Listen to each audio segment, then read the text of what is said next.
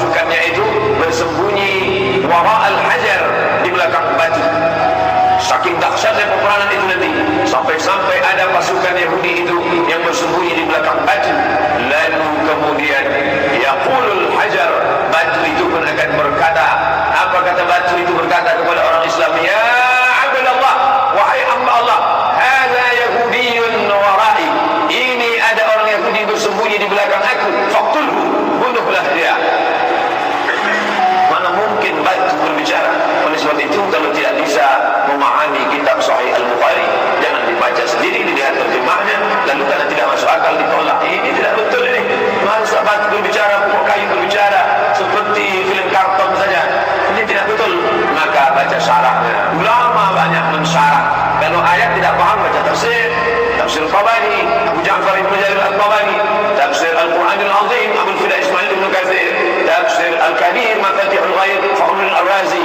Tapi kalau tidak paham hadis, hadis itu adalah Sahih Al-Bukhari, baca kitab syarah yang sudah dijelaskan oleh para ulama. Yang paling masyhur populer Fathul Bari, ditulis oleh Imam Al-Hafiz Ibn Hajar Al-Asqalani Asy-Syafi'i. Tapi Fathul Bari ada dua, satu Fathul Bari Syafi'i, satu lagi Fathul Bari Hambali yang ditulis oleh Imam Ibn Rajab Al-Hambali rahimahullah.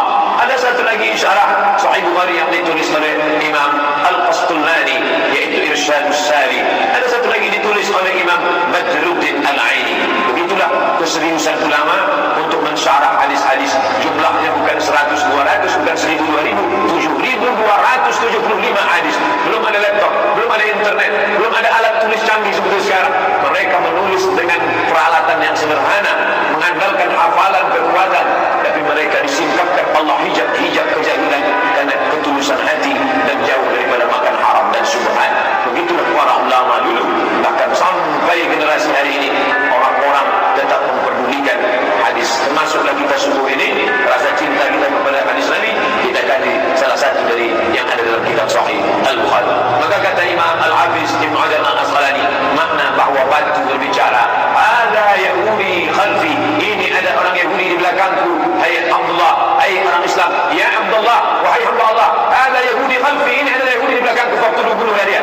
Maka makna ucapan itu artinya tidak ada satu pun tempat persembunyian orang Yahudi. Tak ada manfaatnya dia berada di belakang batu, di belakang pokok kayu, karena semuanya akan tersingkap, terbuka.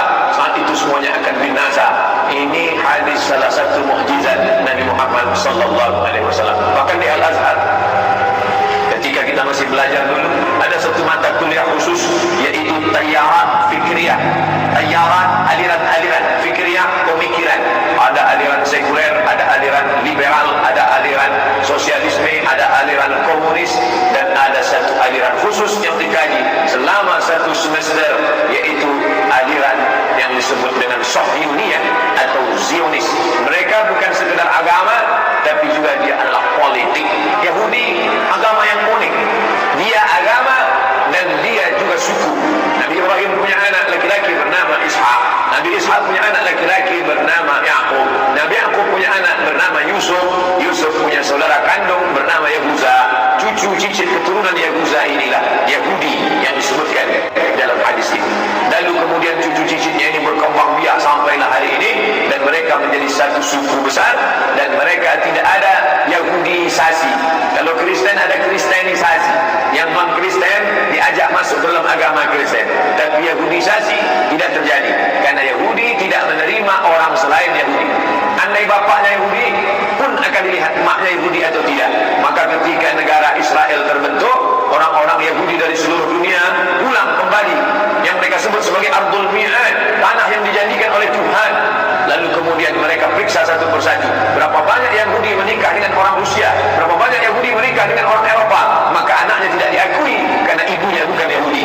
Dan ada satu lagi Yahudi di Afrika, ramai-ramai Yahudi Afrika datang, ini pun tidak diakui karena Yahudi putih, tiba-tiba ada Yahudi hitam. Yang dimuliakan Allah Subhanahu wa taala. Oleh sebab itu mereka agama sekaligus juga suku. Kalau kita, kamu sukunya apa? Sukunya Melayu, agama Islam. Kamu suku apa? Suku Batak, agama Islam. Kamu suku apa? Suku Minangkabau, agama Islam. Mereka tidak. Suku Yahudi, agama Yahudi. Lalu kemudian suku dan agama ini berpikir tentang membuat, menciptakan sebuah negara. Itu berasal dari pikiran John Theodor Herzl. Theodor Herzl, seorang wartawan Yahudi, berpikir ketika dia melihat ada negara besar, negara itu bernama Serbia, yang pernah membantai umat Islam di Bosnia atas nama Slobodan Milosevic. Negara Eropa, negara Rusia yang besar waktu itu bernama Serbia. Maka Theodor Herzl berpikir, kalau Serbia punya negara, mengapa kita orang Yahudi tidak punya negara? Maka dia kumpulkan orang-orang Yahudi dari seluruh dunia, maka mereka pun berkumpul. Inilah cikal bakal Zionis yang ingin mendirikan sebuah negara. Akhirnya tahun 1946 mereka pun berhasil mendapatkan tanah Palestina. Sebelumnya utusan Theodor Herzl datang menghadap Sultan Abdul Hamid di Turki. Sultan Abdul Hamid, ini ada beribu-ribu keping uang emas, terimalah, kami ingin membeli tanah Palestina. Sultan Abdul Hamid menolak emas-emas itu. Dia katakan Palestina direbut dengan tetesan darah para syuhada, mereka mati karena Allah Subhanahu wa taala. Aku tidak akan menjual sejengkal pun tanah Palestina kepada kalian. Sakit hati mereka sampai akhirnya Turki Utsmani ditumbangkan tahun 1924. Berakhirlah khilafah Islamiyah. Maka dengan itu muluslah perjalanan Yahudi. 1924 Turki Utsmani tumbang. 1946 umat Islam terpecah-pecah.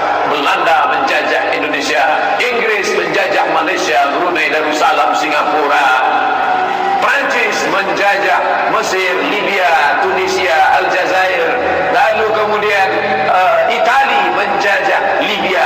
Mereka bagi-bagi negeri Islam seperti roti yang dipecah-pecah, persis seperti yang dikatakan Nabi SAW. Kalian nanti di akhir zaman akan diperebutkan, ditarik, menarik, satu menarik kepalanya seperti makanan ala qas'atiha, akalatun makanan ala qas'atiha, di atas piring yang besar. Ada yang menarik kakinya, ada yang menarik kepalanya. Aqillatun nahnu yawma idin ya Rasulullah. Mereka menegur kami, apakah kami waktu itu sedikit ya Rasulullah? Kata Nabi, tidak. Bal antum kafirun, kalian ramai, kalian banyak. Lakinnakum ghazarun kaghzal sail, tapi kalian seperti buih di tengah lautan, dipukul ombak, dihempas gelombang. Kalian tak punya kepemimpinan karena Turki Utsmani sudah tumbang, tak lagi punya panutan. Apa yang dikatakan itu terwujud 1946. Maka kebetulan Palestina dipegang oleh Inggris. Inggrislah yang memikul dosa terbesar. Bagaimana Palestina bisa jatuh ke tangan Israel, laknatullah alaihim. Lalu kemudian Palestina bulat-bulat diserahkan oleh Inggris. Ini bumi Palestina diberikannya kepada orang-orang Yahudi. Sejak 1946 seluruh Yahudi dunia, Yahudi Rusia, Yahudi Eropa, Yahudi Amerika, Yahudi yang ada di Arab, mereka kembali beramai-ramai ke tanah Palestina. Dan sekarang semua Yahudi yang sudah pulang lebih kurang 5 juta orang. Penduduk Riau 6,5 juta. Yahudi hanya 5 juta saja. Tapi mereka menguasai ekonomi, perfilman, hiburan. Anak-anak kita menonton film kartun, sinetron, war, film perang. Siapa yang memproduksinya? Warner Bros. Warner Bros Yahudi. Steven Spielberg Yahudi yang ngomong ekonomi umat Islam. Ketika dia lihat ini perlu dihancurkan, ini perlu diangkat, ini perlu dijelaskan, ini perlu. Siapa lagi kalau bukan George Soros pun Yahudi. Maka semua presiden Amerika itu akan naik atas lobi-lobi Yahudi. Syekh Ali Risha, Syekh Dr. Adi Jarisa, dosen Universitas Madinah Islamiyah, Al-Jami'ah Al-Islamiyah di Madinah Al-Munawwarah, Universitas Islam Madinah, tahun 70-an sudah menulis dalam bukunya bahwa pegawai-pegawai yang ada di PBB, United Nations, Al-Ummahul Muttahidah, itu sebagian besarnya adalah Yahudi. Oleh sebab itu ketika umat Islam yang tertindas, mereka diam seakan-akan tak terjadi apa-apa. Tapi kalau kaum minoritas lain yang tertindas, mereka menyuarakan harus merdeka, harus bebas dari penjajahan, harus dilepaskan. Tapi kalau umat Islam, mereka diam, mereka sepi daripada komentar. Kenapa? Karena tidak ada kepentingan di dalamnya. Bapak Ibu yang dimuliakan Allah Subhanahu wa taala, seorang warga negara Prancis, alirannya sosialis komunis, tapi kemudian Allah melemburkan hatinya, maka dia masuk Islam. Dan dia inilah yang mengungkapkan, menuliskan bahwa Zionis menguasai Palestina, tidak hanya Palestina, dan dia ingin menguasai dunia atas nama yang disebut dengan kembali kepada kekerajaan Daud. Daud yang kita yakini bukanlah seperti yang mereka katakan. Kita meyakini Nabi Daud alaihissalam sebagai orang yang soleh, sebagai orang yang pandai. Wa alanna lahul hadid, kami lunakkan besi.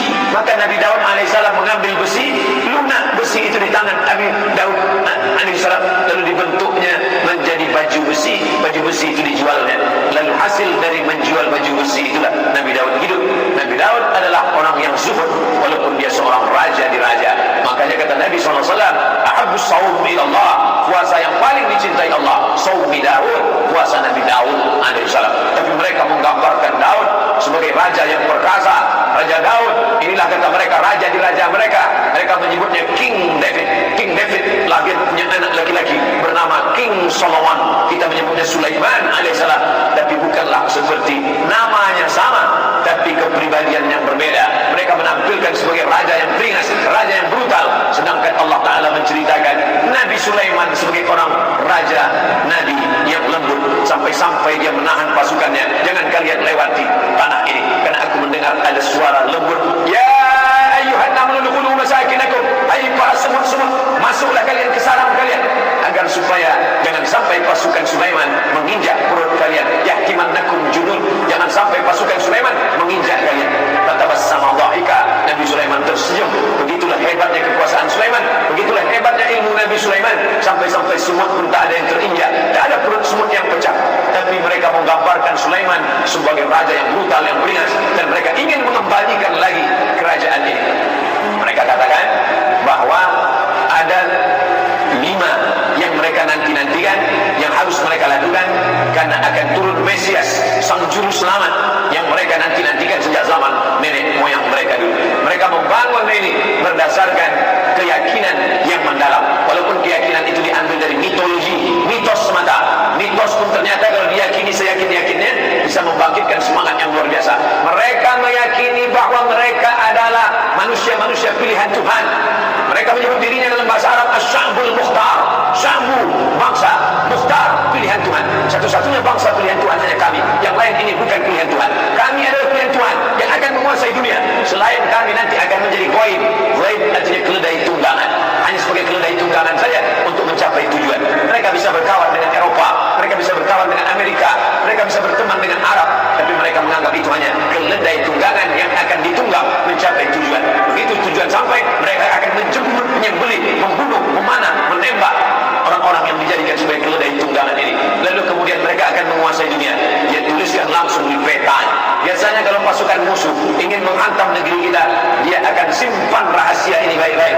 Tapi Yahudi tidak begitu. Dia langsung tuliskan di benderanya. Perhatikan bendera Yahudi, kain berwarna putih, ada garis biru di atas, satu garis biru lurus di bawah, dengan bintang segi 6 di tengah. Apa makna simbol ini? Ini penuh dengan makna. Garis biru di atas Sungai Nil, garis biru di bawah Sungai Efrat. Itu adalah batas kerajaan yang akan mereka dirikan. Sungai Nil di atas, Sungai Efrat di bawah. Artinya mereka akan menguasai Asia, Afrika. Sungai Nil, Afrika Utara, Mesir.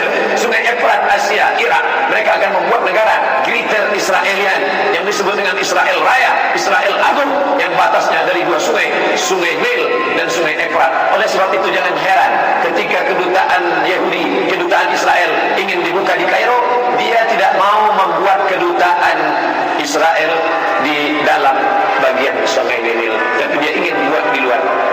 Orang yang tidak memperhatikan ini biasa-biasa saja, tapi bagi yang memperhatikan, dia tidak mau buat di dalam, karena dia menganggap kalau kami buat kedutaan di dalam, berarti ini memang sudah war negeri kami.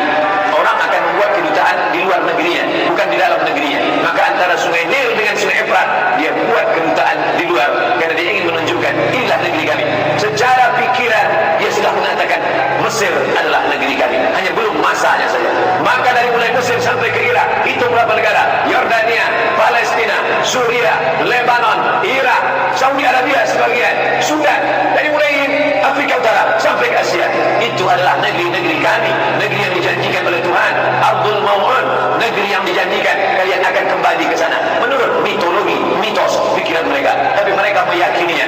Mereka meyakini akan turun Nabi terakhir, Mesias, yang dijanjikan oleh Tuhan mereka. Tapi Mesias itu tidak mau turun sebelum dia melihat ada 5 perkara, ada 5 hal yang ditunggu barulah Mesias itu turun. Dan mereka menyiapkan itu dengan persiapan yang sematang-matangnya. Yang pertama, Mesias baru mau turun kalau seluruh Yahudi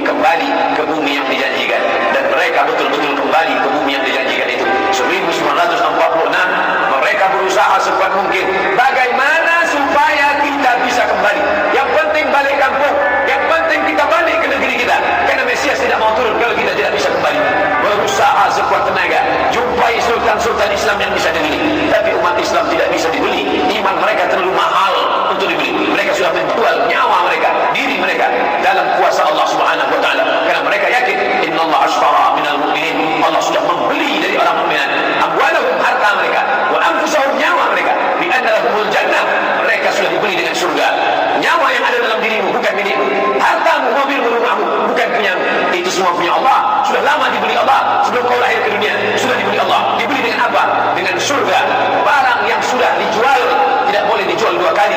Diri yang sudah dijual kepada Allah, harta yang sudah dijual kepada Allah, maka tidak boleh dijual lagi kepada manusia. Raja-raja, sultan-sultan Islam tidak mau menjual, tapi mereka licik. Mereka gunakan anak bangsa umat Islam yang kulitnya sama dengan kita, yang wajahnya sama dengan kita, yang bahasanya sama dengan kita. Mustafa Kemal Atatürk bukan orang Yahudi, bukan orang kafir, orang Islam. Bahasanya bahasa Turki, wajahnya wajah Turki, tapi dia yang menggulingkan Kesultanan Turki 1924, berakhir khilafah Islamiyah, lemah umat Islam. Di saat itulah mereka mengambil, mencaplok, lalu kemudian akhirnya mereka kembali beramai-ramai. Mengapa mereka kembali ke tanah yang tandus ini? Bukankah mereka sudah hidup nyaman, enak di Eropa, Inggris, Prancis, Belanda, Jerman? Hampir di setiap negeri ini ada Yahudi.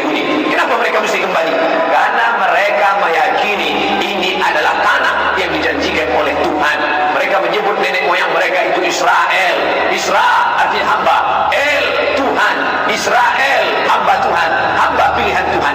Tapi Israel punya makna lain. Isra musari El lillah. Israel musari lillah, orang yang pernah bergulat dengan Tuhan. Kata mereka, nenek moyang kami itu hebat. Kita mengatakan nenek moyang orang Melayu hebat, nenek moyang orang Makassar hebat, bisa mengendarai samudera yang luas, bisa diseberanginya dengan perahu pinisi. Nenek moyang orang Minangkabau hebat, kami para perantau hanya sebatas itu saja. Mereka di atas itu lagi. Nenek moyang kami hebat. Apa hebatnya? Pernah bergulat dengan Tuhan dan Tuhan kalah. Tuhan kalah ketika bergulat dengan nenek moyang kami. Dan akhirnya ketika Tuhan kalah, lalu Tuhan pun memberikan hadiah. Hai Israel, aku kalah bergulat dengan engkau, maka sebagai kompensasinya aku berikan kepada engkau inilah tanah. Itulah dia tanah Palestina. Dan mereka meyakini itu setengah mati. Ustaz ngomong begini sumbernya dari mana? Judul bukunya Ad-Diyanah Al-Yahudiyah, Tarikh Ad-Diyanah Al-Yahudiyah, sejarah agama Yahudi, ditulis oleh seorang penulis ulama besar Mesir, pakar Yahudi, penerjemah Abdul Somad.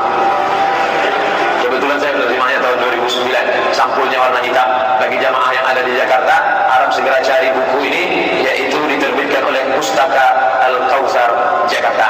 Artinya mereka dengan keyakinan yang penuh, kami adalah hamba-hamba bangsa-bangsa pilihan Tuhan. Itulah mengapa mereka ramai-ramai.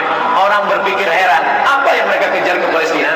Andai ada orang ingin merebut Irak, masuk akal. Merebut Irak karena banyak sumur-sumur minyak. Andai ada mau ekspansi ke Kuwait, masuk akal karena sumur minyak di Kuwait banyak. Kenapa kembali ke Palestina? Ada apa?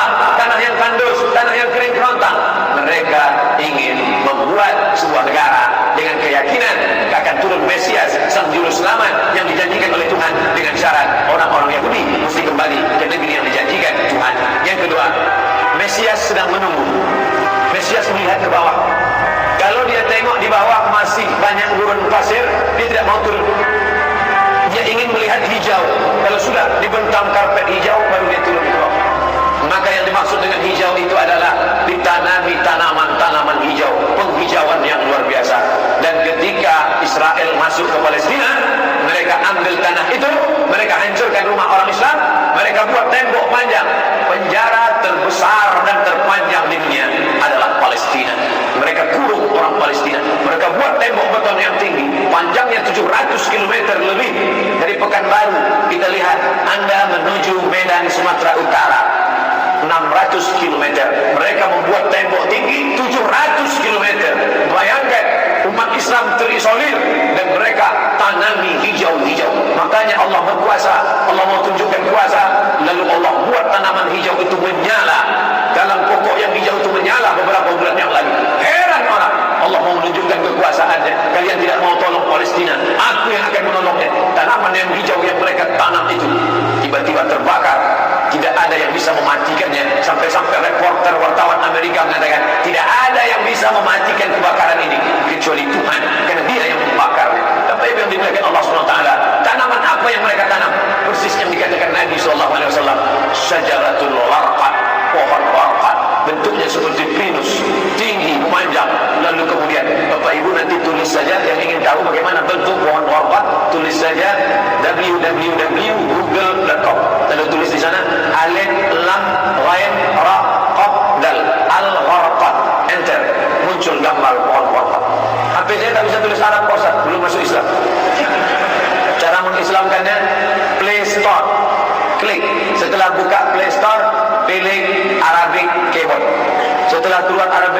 pilih Arabic Smart Keyboard Arabic. Habis itu setupkan ke HP 5 menit, geser langsung berubah, bisa tulis Arab. Alif, lam, mim, ra, qaf, dal. Enter, pilih image, muncul gambar pohon warqa. Gimana? Sudah nampak? Tak keluar Pak Ustaz. Loh, kenapa? Paket tak ada. Sekarang mudah belajar. Dulu kami sekolah ketika mau tahu gimana pohon sidir, kalau mau memandikan jenazah, ambil beberapa helai daun sidir, lalu digiling, dimasukkan ke air. Gimana pohon sidir Ustaz? Pohon sidir kata Ustaz. Sekarang mudah saja, tinggal tulis sid dal ra, sidir, enter. Pohon bidara kata kita, enter image, nampak. Oh, ini gambarnya. Teknologi canggih memudahkan kita. Pohon gharqad kata Nabi, kalau bersembunyi dari belakang pokok kayu akan berkata, ini Yahudi di belakangku, bunuhlah. Kalau bersembunyi dari belakang batu akan berkata, ini ada Yahudi, bunuhlah. Tapi kata Nabi, ada satu pohon yang tidak mau menunjukkan dia. Ini pohon mereka kata Nabi. Apa itu? Syajaratul gharqad, pohon gharqad. Subhanallah, Masya Allah. Apa yang dikatakan Nabi dulu terwujud sekarang. Mereka tanam pohon gharqad ini sebanyak-banyaknya. Ketika saya sampai ke Rafah, Mesir, Palestina, sampai perbatasan Mesir Palestina, ada satu kota bernama Rafah. Rafah dibagi dua, Rafah Palestina, Rafah Mesir. Di tengah kota Rafah, di batas perbatasan, kawat duri panjang yang dipasang dengan voltase listrik bertegangan tinggi. Siapa saja yang menyentuhnya akan terbakar mati. Tak ada orang berani mendekat. Tapi kawat-kawat duri itu kita bisa melihat rumah-rumah saudara kita di Palestina dan nampak hijau. Lalu gaib penunjuk bertanya ke kami, coba tengok pohon yang hijau itu. Pohon apa itu? Pohon apa ya? Itulah pohon gharqad yang dikatakan Nabi SAW. Mereka tanam sebanyak-banyaknya karena mereka meyakini bahwa Mesias akan mau turun kalau sudah dia tengok hijau. Seperti kita kalau pesawat mau mendarat di airport Sultan Syarif Qasim II airport, Anda akan, ladies and gentlemen, all our passenger, para penumpang pesawat airlines, kita akan mendarat. Begitu kita melihat riang hijau, tapi hijaunya bukan pohon gharqad, pohon botak sama pohon sawit. Begitu juga kalau kita mau mendarat di Batam, kita lihat hijau ke bawah. Begitu juga lah Mesias akan turun ke bawah kalau dia melihat sudah hijau semua, karena mereka meyakini, amat sangat meyakini itu. Mereka menanam pohon gharqad. Tiga, kapan Mesias akan turun? Mesias akan turun kalau Babil dibantai terus. Makanya mereka punya program bantai Babilonia, hancurkan Babilonia. Kenapa mereka marah dengan Babilonia? Karena Raja Babilonia pernah menghancurkan kekuasaan mereka. Raja Babilonia yang mereka maksud adalah Nebukadnezar. Nebukadnezar, Raja Babilonia, menghancurkan kerajaan nenek moyang mereka. Mereka punya dendam kesumat yang luar biasa. Salah satu sifat Yahudi, dendam kesumat yang tak pernah mati. Walaupun sudah terjadi ratusan tahun, ribuan tahun lalu, tetap anak cucunya sekarang dendam. Hantam Babilonia, hantam Babilonia. Karena Babilonia negerinya Nebukadnezar, anak cucunya mesti dihancurkan. Mana Babilonia itu? Babilonia adalah Irak. Makanya setiap naik presiden Amerika yang didukung oleh Yahudi, mereka akan membantai Babilonia. Irak, George Bush naik, apa yang dilakukan George Bush? Membantai Irak. George Bush Junior, anak George Bush naik, apa yang dilakukan George Bush Junior? Membantai Irak. Naik Obama, apa yang dilakukan Obama? Membantai Irak. Kenapa yang sekarang ini, siapa namanya? Donald Trump. Payah ingat nama orang kafir. Kenapa Donald Trump tak membantai Irak? Karena Irak sudah hancur babak belur, tak perlu lagi dibantai. Sumur-sumur minyaknya sudah punya kita. Negeri itu sudah menjadi negeri boneka, hancur lebur. Saddam Hussein, barulah orang paham. Dulu kita terikut-ikut dengan kata-kata mereka di Reuters. Saddam Hussein raja yang zalim, Saddam Hussein orang yang jahat, Saddam Hussein. Tapi begitu Saddam Hussein digantung, apa kata dia di gantungan? Allah Akbar, patah lehernya, mati Saddam Hussein, meninggal dunia. Sekarang orang baru sadar, ternyata Saddam Hussein menyelamatkan negeri itu daripada orang-orang yang jahat. Sekarang apa yang terjadi? Saudara kita yang beberapa bulan bersama kita di Masjid Raya Senapelan, kalau Bapak ingat, ayahnya, anaknya, ibunya, adik-adiknya tak sanggup lagi tinggal di Baghdad. Kenapa? Kami dibantai oleh Syiah, kami dibantai oleh Amerika, kami sampai lari mendapatkan suaka politik. Sampai hari ini masih ada sebagiannya tinggal yang Sunni, yang Syiah, dengan berbagai macamnya. Apa maknanya? Mereka membantai Babilonia. Lalu orang mengatakan ini kan ekspansi politik, ini kan karena sumur minyak. Ada betulnya, tapi lebih daripada itu adalah mereka memiliki keyakinan yang luar biasa bahwa